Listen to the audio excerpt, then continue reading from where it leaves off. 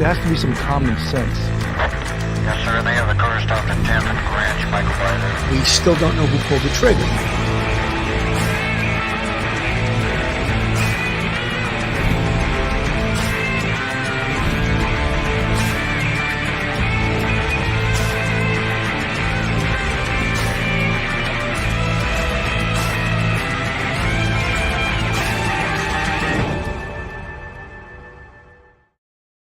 Hello, everyone, and welcome to Police Off the Cuff, Real Crime Stories. I'm your host, retired NYPD Detective Sergeant Bill Cannon, a 27-year veteran of the NYPD out of Manhattan North Homicide Squad. You know, today I sadly have to report that we had been covering the case Jolissa Fuentes, who went missing, I believe it was over 2 months ago. And yesterday they did recover her body. And you know, in all these these missing person cases, especially on YouTube, the sensationalism gets thrown off the charts. And I try to rein it back in and realize that, you know, I have been and I was a professional investigator. And you always have to keep your senses about you and not give in to the, you know, the sensationalism. And this case, you know, we wanted so much, and so we prayed so much for her to be found alive. It was to happen. She had such a caring and loving family, and you know, we were rooting for them. We really were 100% rooting for the family that she would be found alive. And apparently, this was a vehicle accident. You know, so the body of missing California woman Julissa Fuentes.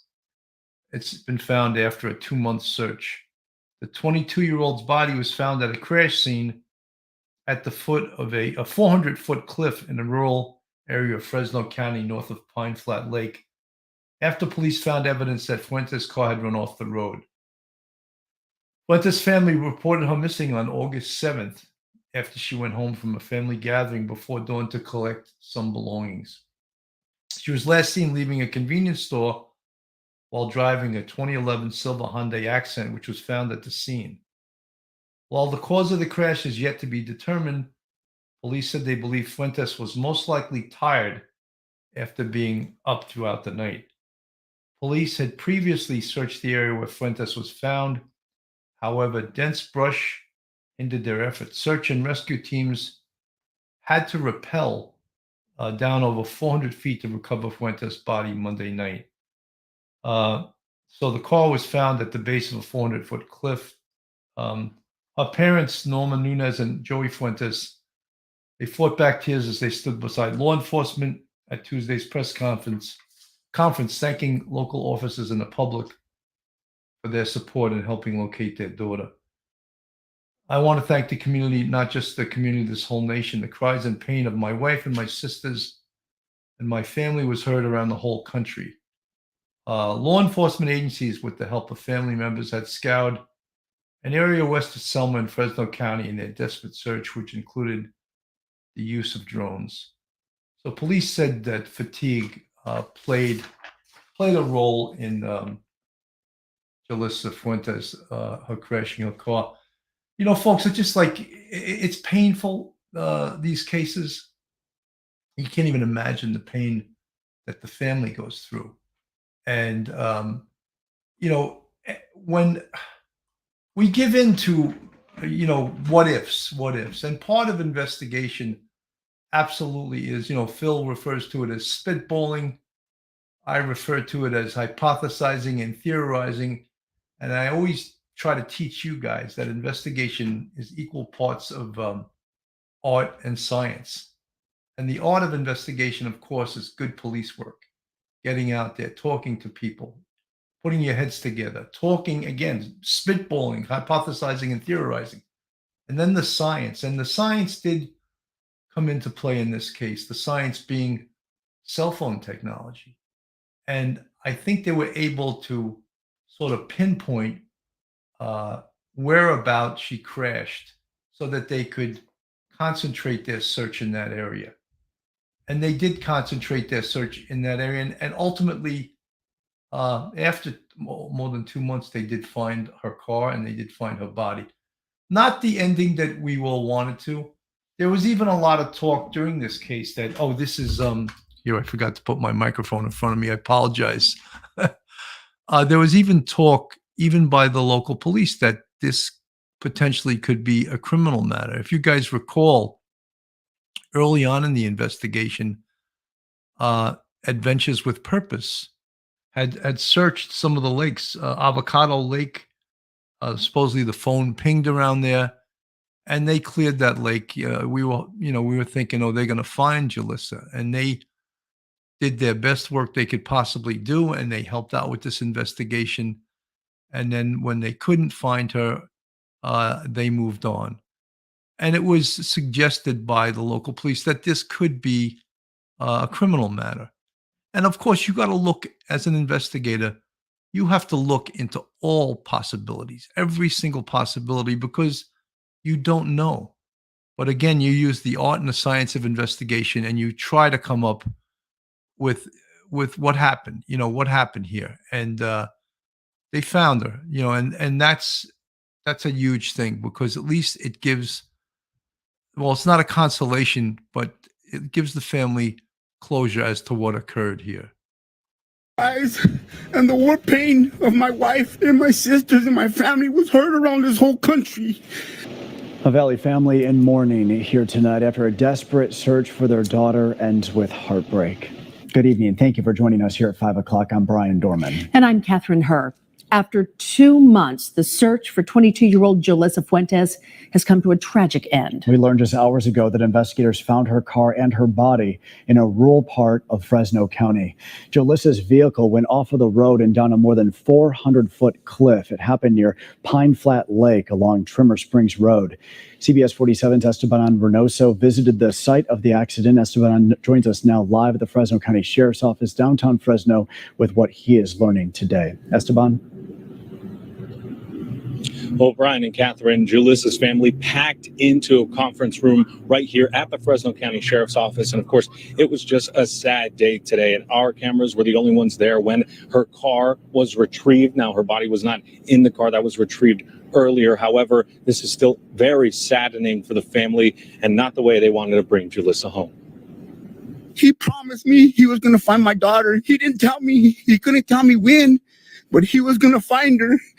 And he was the one that found her. He was a man of his word. And I thank God he's my hero. He is my hero, and I've known him for a while. But he was persistent, and his persistence paid off. I'm so sorry. A looming question finally answered after the body of 22-year-old Julissa Fuentes was found and recovered near Pine Flat Lake in Fresno County. Her family spent 65 days without their daughter. Yep, I've been counting the days every day. I wanted to find her, and I wanted everybody to know that she was missing and that we weren't going to give up until we found her. Exactly what I did. Yeah. We pushed and we pushed and we pushed it till we brought her home. It was cherished that, that she was so loved, and a lot of people that didn't even know her. We went back out to the flat area and were able to locate evidence. Her vehicle went off the side of the road. I think the sheriff said it best: divine intervention. It was that divine intervention that led Chief Alcaraz to Trimmer Springs Road here north of Pine Flat Lake. It gave him a hunch to search this cliffside again, and right behind me is where they found her. This area was searched once before, but once wasn't enough for Alcaraz. Investigators say Julissa was in a single car crash the same night she went missing on August 7th. Her car and body discovered just recently on Monday afternoon and recovered 24 hours later. Our station was there when the car was finally retrieved. It was just a perfect storm. Someone couldn't try to hide a car better than that. It's just very unfortunate. We were pushing. We're going to find her. We're going to find her, and we're going to let the whole world know that our baby was missing. Yeah. Now she's home, right? She's home. Yeah. Now, investigators believe that Julissa possibly fell asleep while she was driving, especially at that late morning hour when she was driving around those roads, and they are investigating it as such. Now, we did ask investigators if drugs or alcohol might have played a factor in this crash. They did not answer that question and said that more details will come out as the investigation continues. For now, live in Fresno, Esteban Reynoso, CBS 47 Eyewitness News. Esteban, thank you. Today, Fresno County Sheriff Margaret Mims had nothing but praise for Selma's police chief and his efforts to bring Jolissa home to her family.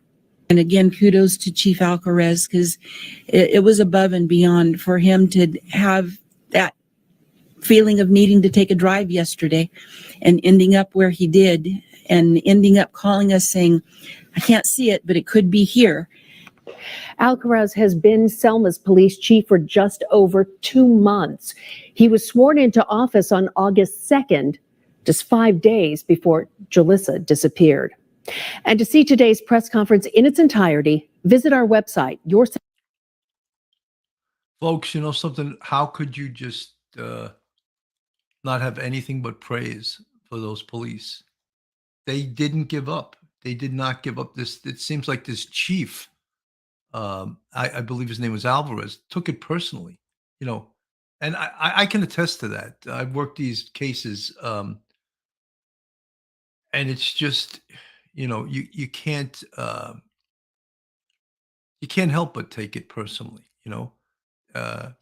You want to, police that work these missing person investigations, they don't go home to their families. They stay at work, you know, 12, 14, 16 hours. And many times you stay at work, you know, you don't leave work because, you know, you want to stay there until you can solve this case and bring closure home to the family. You know, I just like to just say a few things about, you know, the whole YouTube investigative thing, and it's a good thing. Many people, many of the YouTube content creators actually come up with some really good investigative information that perhaps the police don't have the time or even the resources to uncover. Perfect example was the Kylie Rodney case. Someone on YouTube recovered that video from the fire camera that, you know, pretty much 100% shows Kylie Rodney's Kylie Rodney's car driving into Presser Reservoir at pretty much exactly what they said, the time that her phone was pinging. I mean, if that's not unbelievable evidence, and when you think about all the things that were put together in that case, and again, with that case, there's still a lot of people alleging all kinds of foul play,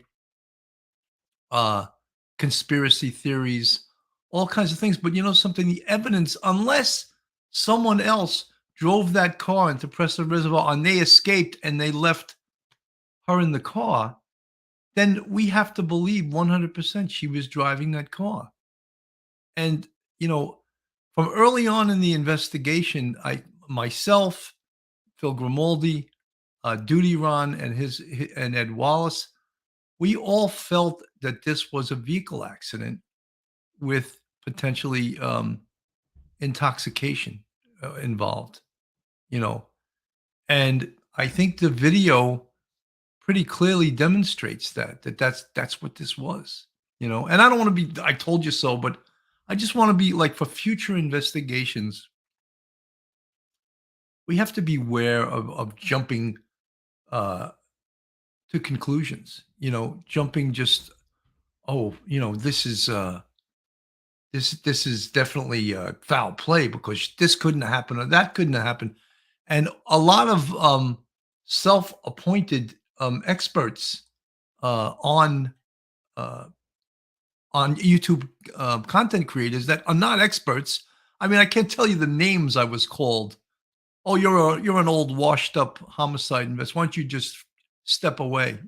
You know something? I think I'm going to step toward it because all you people that made stupid comments like that, you can realize that I know what I'm talking about. You know, and again, I don't mean to say I told you so, but you see what happens on a lot of these cases, and I think we just want to be, when these cases happen, we want to be conscious or aware. I don't know if conscious is the right word.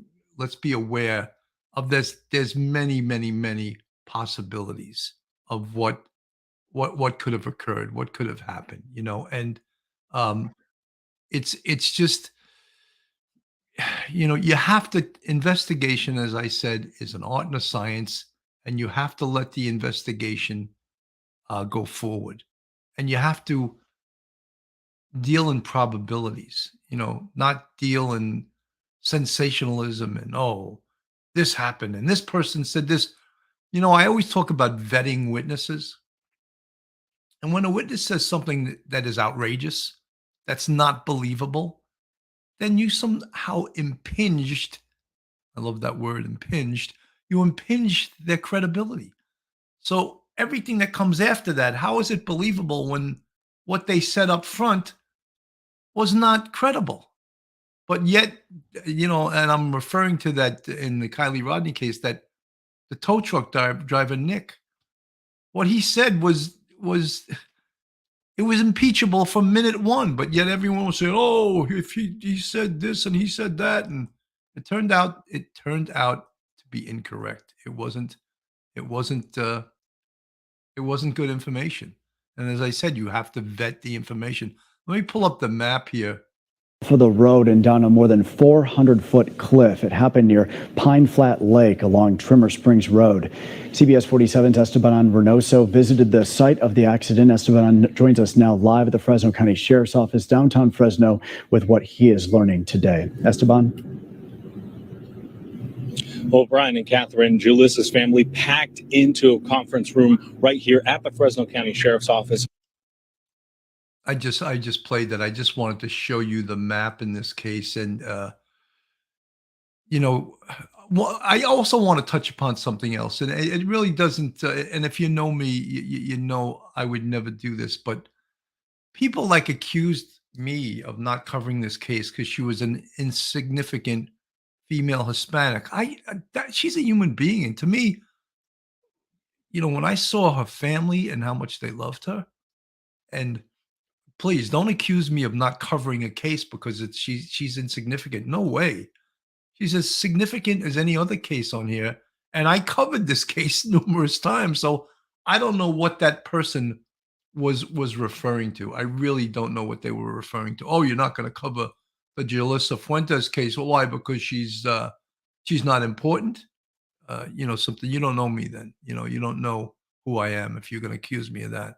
But look, I don't want to be negative, but look, if there's a positive thing in this case is that they brought closure home to the family, and this was Adventures with Purpose. We cleared this entire area with two boats searched some and of our the sonar waterways. equipment. Adventures with connection with this Purpose case. resumed the search for Jolissa Fuentes at Pine Flat on Friday. The volunteer divers spent hours looking for any sign of the 22-year-old woman after her cell phone pinged in this general area. She is known to sometimes frequent this area, the Pine Flat Avocado Lake area. Adventures with Purpose searched Avocado Lake on Thursday too, but they didn't find anything there or at Pine Flat. We took most of the day, better part of the day there. We met with the family yesterday morning to get some information from them to help us with our investigation. The sheriff's office searched Pine Flat and Avocado Lake earlier this week too. They didn't find anything either. People can tell you that, it's been cleared, and this isn't a knock on anybody. It's just that until we physically go in and look at it for ourselves, you never know what the people previous to you looked at. The group has solved 23 cold cases. Most recently, they found Kylie Rodney from Placer County at a reservoir after law enforcement had cleared that area. It's nice to give back to the community, something that we've learned, and it's actually really rewarding. The family contacted the YouTubers after seeing their track record. They have been so awesome and compassionate. They have the same goal as our family, not to find her out there, but if they said, this will give us assurance 100%. For now, they continue holding on to their faith. That's all we have. Yes. Yep. That's all we have Yeah. is faith. What else can we do? We know that she's out there. We know she's alive. We know that, she's going to come home soon.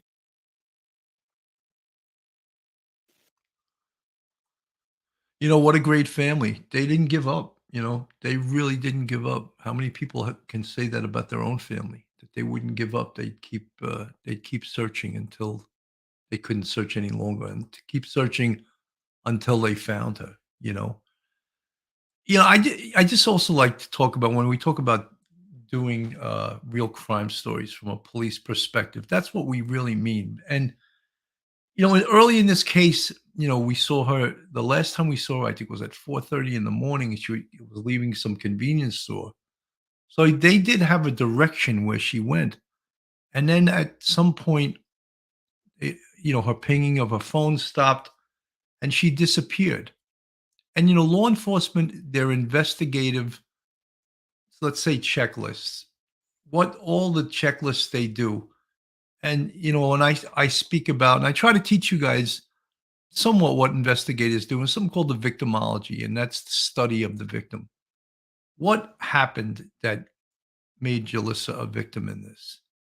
And we find out, even though that's part of a checklist and it's part of investigation, we find out that Julissa, there was no foul play here. It was an accident. It was a vehicle accident. And when you try to tell people that during an investigation, no one really wants to hear that. And that's okay. They don't have the experience investigating these things. And that doesn't mean you stop investigating. Look, her family mobilized hundreds and hundreds of people to search through those hills, to assist the police. The police could only like that. They were assisting them in their job, in this search. And it was amazing. And when I talk about her family and how loving her family was and how they didn't give up, you saw the pain on her father's face there. And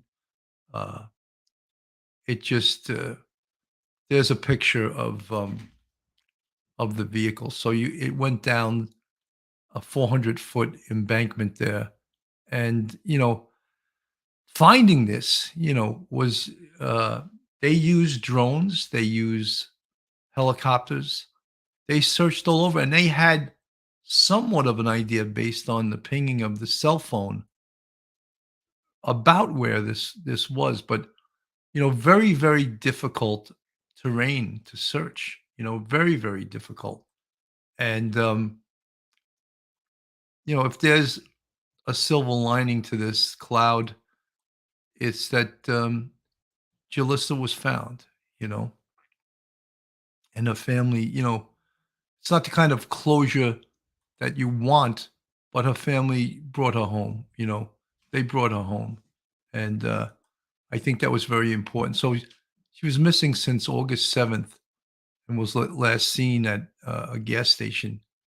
And she was captured at that place buying a few items. And then they just described, she's 22 years old. Just think of that, how young that is. 22 years old. And unfortunately, maybe it was fatigue. Maybe she was tired. I don't think the police wanted to answer that question.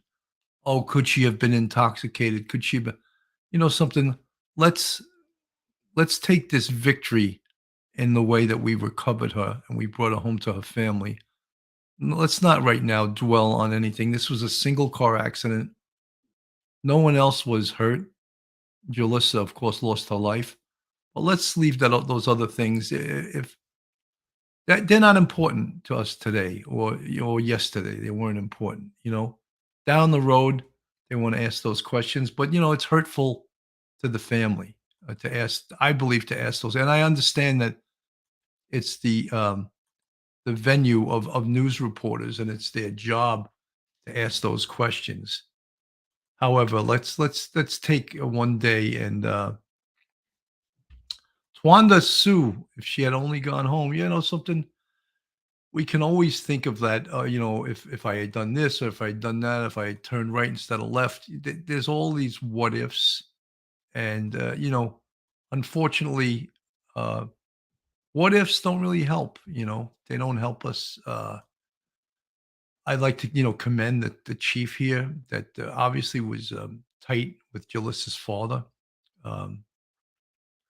Gail Salatori, there is absolutely nothing worse than not knowing. That is a stressor all in itself to not know. Prayers to the family. 100% prayers to the family.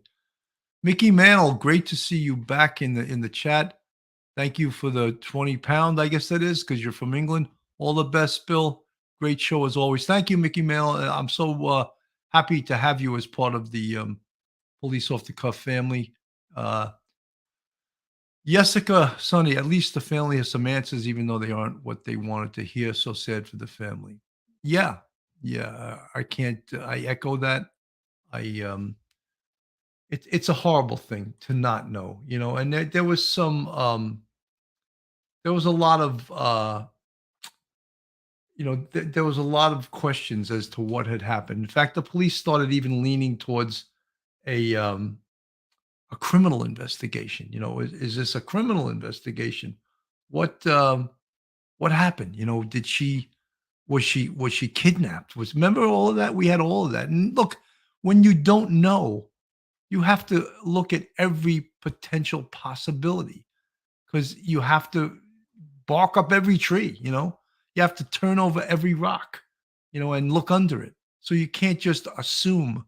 We talk about that. I love to speak in cliches, you can't just assume. And you could see the family pushed and pushed and pushed, and God bless them that they did, because ultimately that's what led to find is desperate for answers after 15 agonizing days without her. Our family's not complete. It's not complete without her. We're incomplete till she comes home. The 22-year-old went to the AM/PM on Nebraska and Highland Avenues in the early morning hours of August 7th. Her family members quickly became concerned when they couldn't reach her later that day, and that night they called police. This is not Jolissa. She always reaches to the family. She even let her brother know she was heading to the store at that time. Loved ones have been looking for Jolissa around the clock. On Sunday, they organized their own search party after detectives told them she could be in the area of Pine Flat and Avocado Lakes, but there was no sign of her. The family has also expressed frustration that police are not doing enough. Chief Rudy Alcaraz provided an update on their efforts Monday afternoon, saying detectives are treating this like a criminal investigation just in case they end up having to prosecute a suspect. They've partnered with other agencies to search areas on the ground and using a helicopter, but the bulk of their work scouring the web for any trace of Jolissa. To this point, it's very rare that a 22-year-old girl has no digital footprint, i.e. cell phone, social media, bank cards, things of that nature. Additionally, from the onset of this, the Fuentes family was adamant that this is not normal behavior for Jolissa, which again brings us our concern. Now the family is also set to get some help from the independent search and recovery dive team, Adventures with Purpose. It's the same group that found the car and apparent remains of Kylie Rodney in a Northern California reservoir on Sunday. The 16-year-old disappeared from a campground near Lake Tahoe August 6th. We would like to acknowledge the incredible support from law enforcement agencies across the U.S., including the FBI. We hope to continue our efforts hand in hand with them with the upcoming cases of Julissa Fuentes in Selma, California, and also Annette Adams in San Obispo, California, coming up later this week.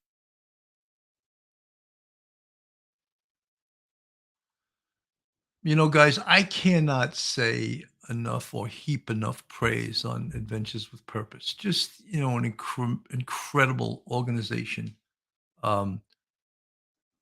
When I say that they do God's work, I 100% believe that. Who else would be doing that kind of work?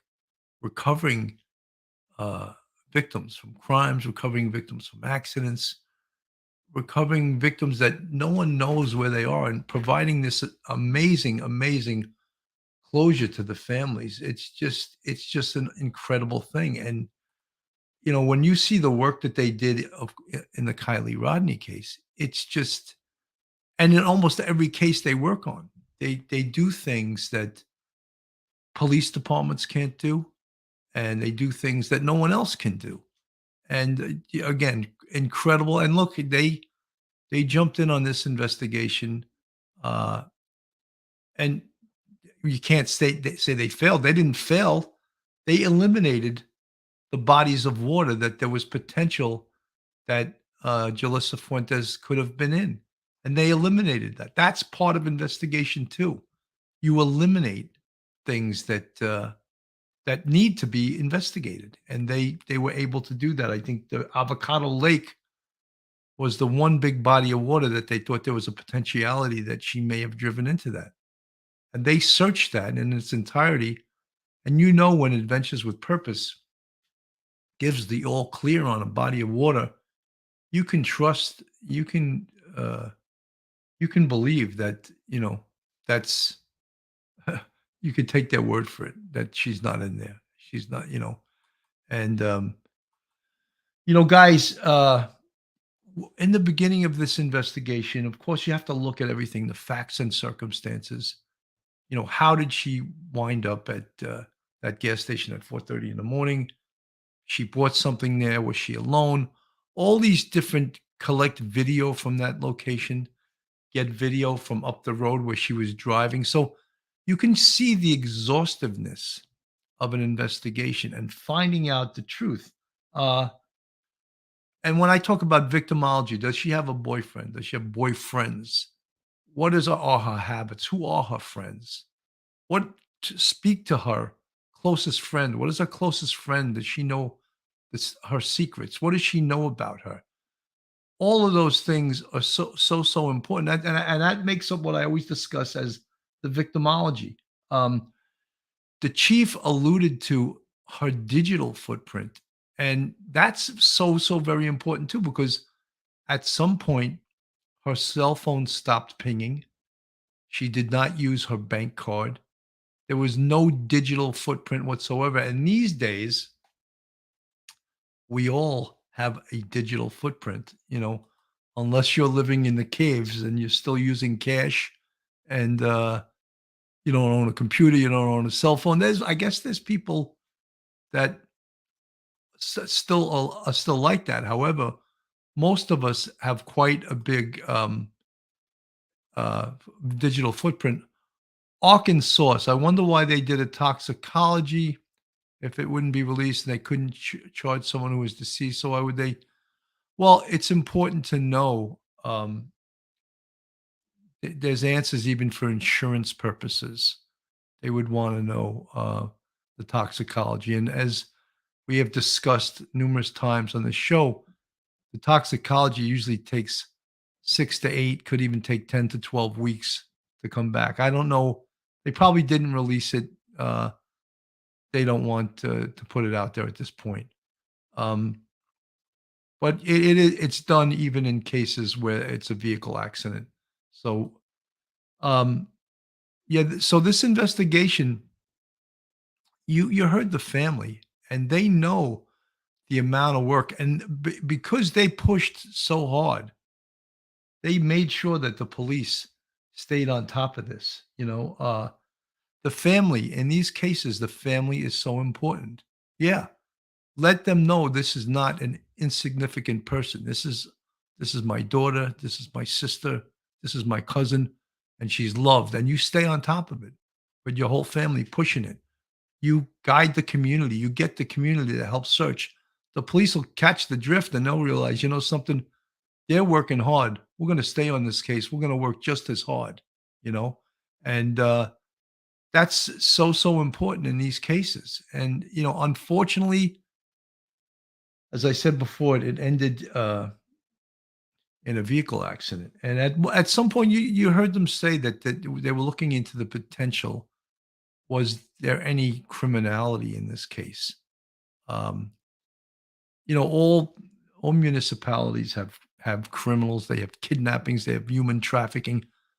They had to look into that potentiality. And of course, that wasn't what it was. And then, of course, law enforcement interviews hundreds and hundreds of people. What were the results of those interviews? What did you learn from those interviews? What direction did those interviews, investigative direction, did those interviews take you? Did they change the direction and the scope of the investigation? That is so important. And, people don't realize how time consuming and how detectives have to sift through information and decide what information is credible and what's incredible, what's not believable. Well, I believe what this person says. This makes sense. I don't. This person's off the wall. I'm going to totally. I'll write down what they said, but I don't put any. I don't put any umbrage in it. I don't see it to be logical, and you get a lot of people that you interview that their statements or their perceptions, let's say, are illogical. Their tips line, they they have to get tips, and in this case, I'm sure they got hundreds and thousands of tips. Every single tip has to be investigated, and so just think about. And I know I'm just putting this out there to let you know the scope of these investigations, and all of these, all of this is so important. And if they didn't do all of those things, they would be remiss in their investigative duties. We talk about gang activity around here. Is there gang activity? Could it had anything to do with Julissa's disappearance? In the same vein, human trafficking. Could that have been a potentiality in this case? All of these things have to be looked into. And I think the police, based on the recovery of Julissa and her vehicle, I think they did one hell of a job. I really do. I think they stayed on this case, and they provided, again, I don't want to beat this to death, but they provided closure for the family. Twanda Sioux, California, she could have been swerving to avoid an animal. You know something? Twanda Sioux, you're 100% right. I trained myself never to do that. And I know it sounds cruel, but when an animal jumps in front of your car, you got to train yourself to keep going straight and not to swerve off the road, because you could kill yourself to avoid a squirrel, and it's any of us that live around where animals jump across the road, I think we're sort of all trained to do that, because it's something that it's something that we want to make sure that we don't do. Risking your life for a squirrel, I don't know if that's really worthwhile. So, guys, I wanted to cover the Jolissa Fuentes case to not only put closure on it for her family, but also for you folks that had been following this case. And I know that, no one is insignificant in this world. Some cases, of course, they get more attention than others. We call it these sexy cases that just capture the whole world's attention, and the whole world, wants to know what happened. And we all cover those cases, but no case is insignificant. And as I said, I covered this case numerous times before Julissa was found. So I wanted to cover it once she was found. Folks, there's another case that's up on the radar, and I'm not going to cover it in great detail today, but that's the case of Quinton Simon. And Quinton Simon is a Georgia toddler. He's just shy of 2 years of age. He's been missing for less than a week. Police on Tuesday said they've seized evidence they believe should move the case forward. We're now working to analyze the evidence to see where it leads us, the Chatham County Police Department said. We continue to pursue all avenues to bring Quinton home, following all leads and all evidence. The boy was reported missing from his home in Savannah, Georgia, on the morning of October 5th, 2022.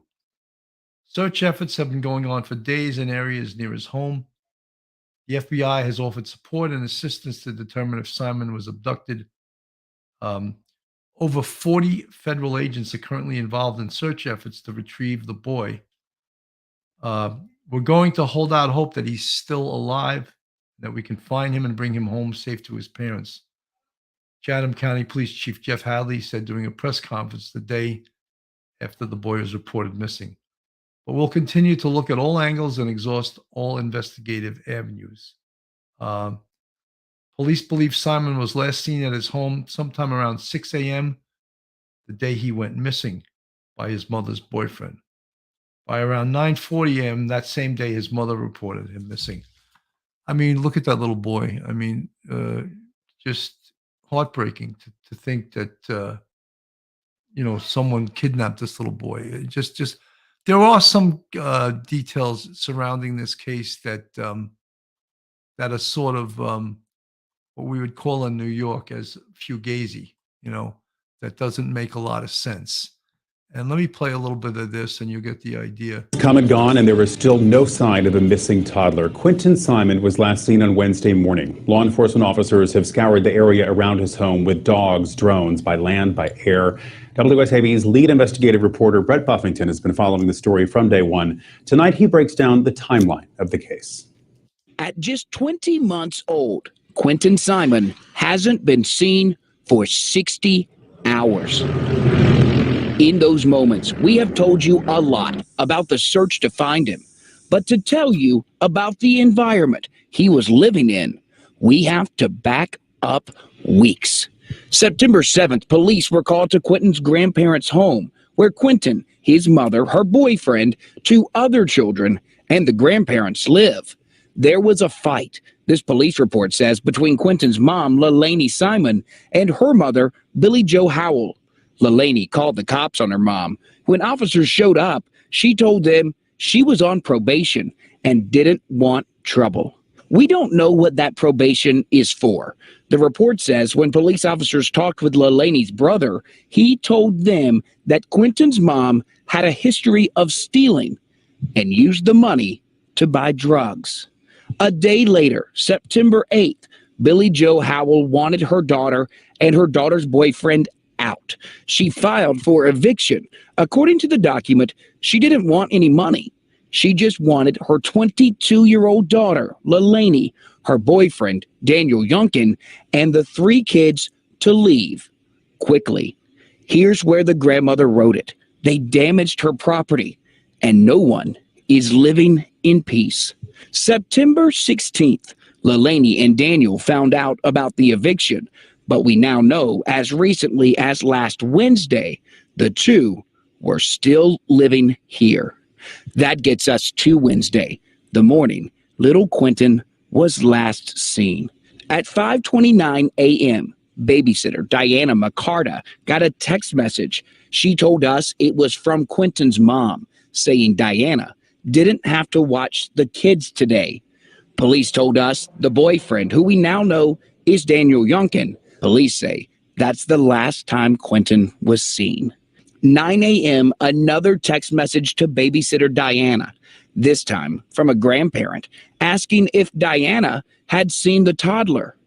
The 911 call, 42 minutes later at 9:42 a.m.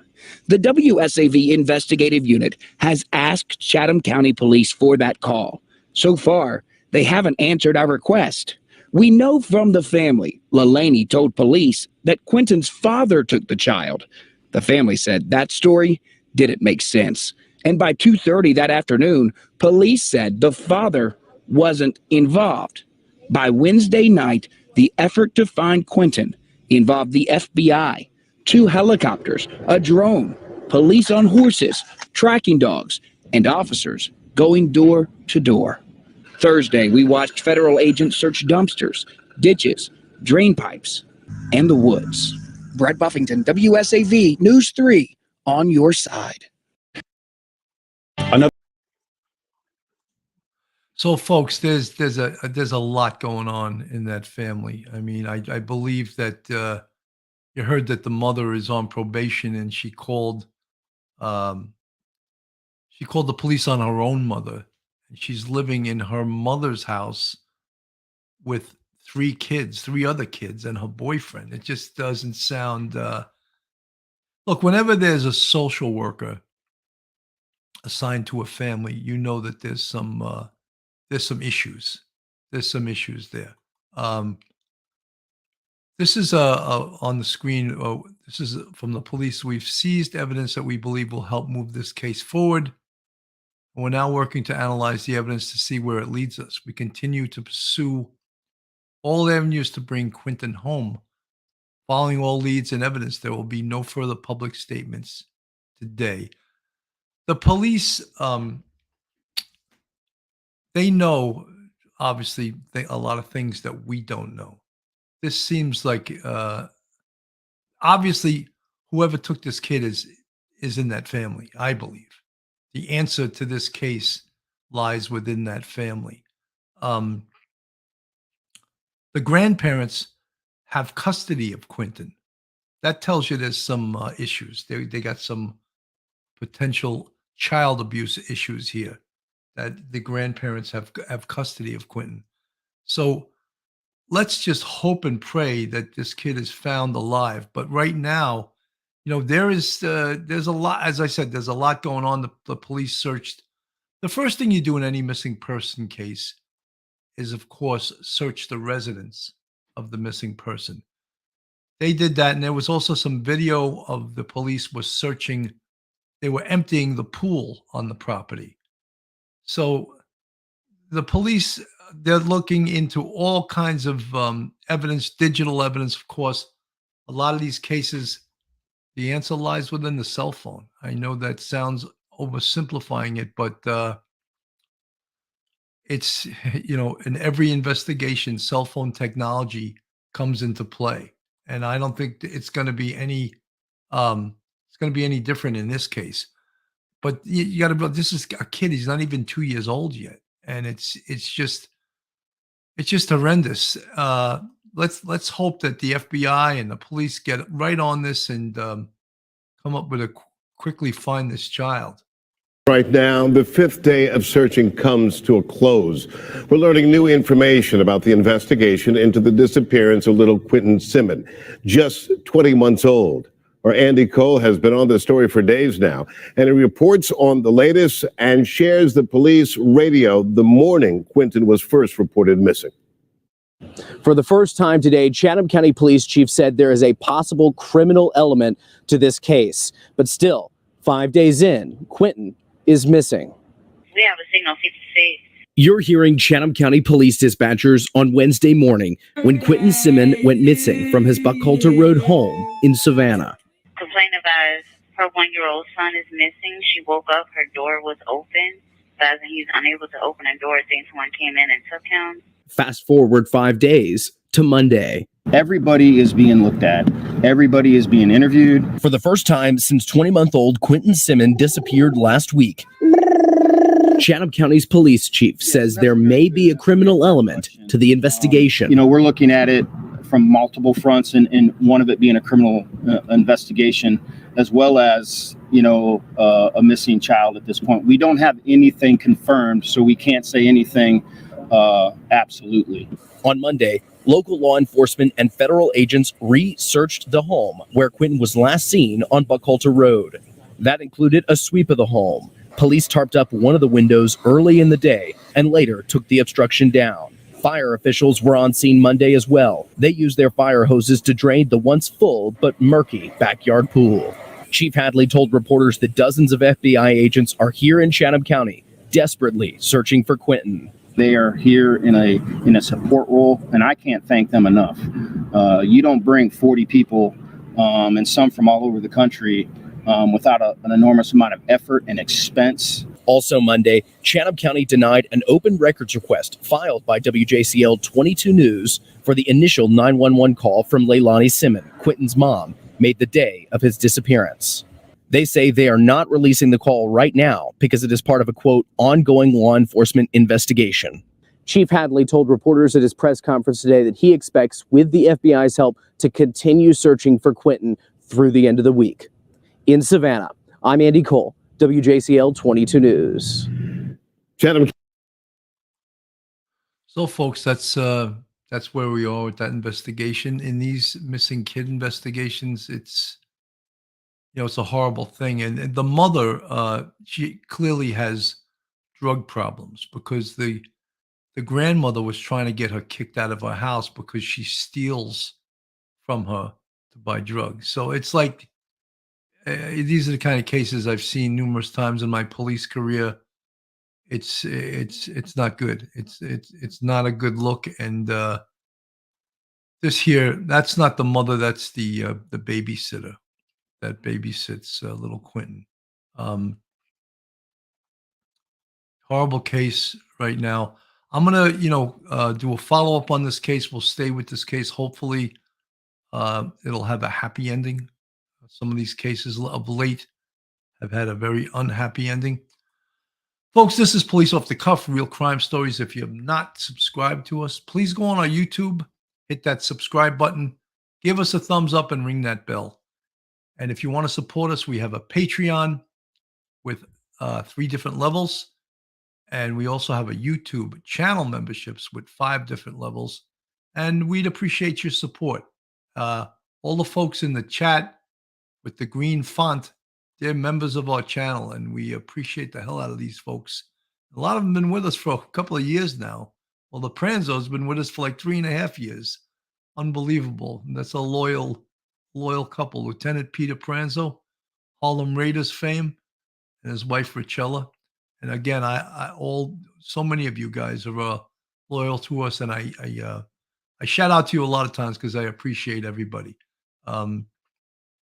You guys are really helping us keep this show going, and it's going and it's growing, So, folks, I'm going to, as I said, I'm going to keep covering this case.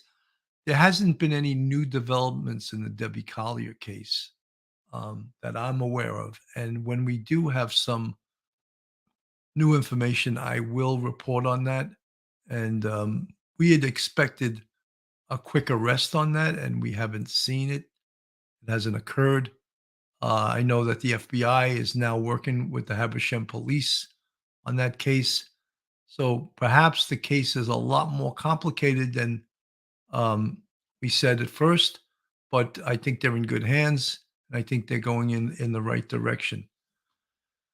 So, folks, again, thank you so much for tuning in today. We'll stay up on these cases. We updated Jolissa Fuentes, Quinton Simon case, Debbie Collier. We'll get back on that case. And I appreciate you guys tuning in. Have a great day, and God bless. One episode just ain't enough.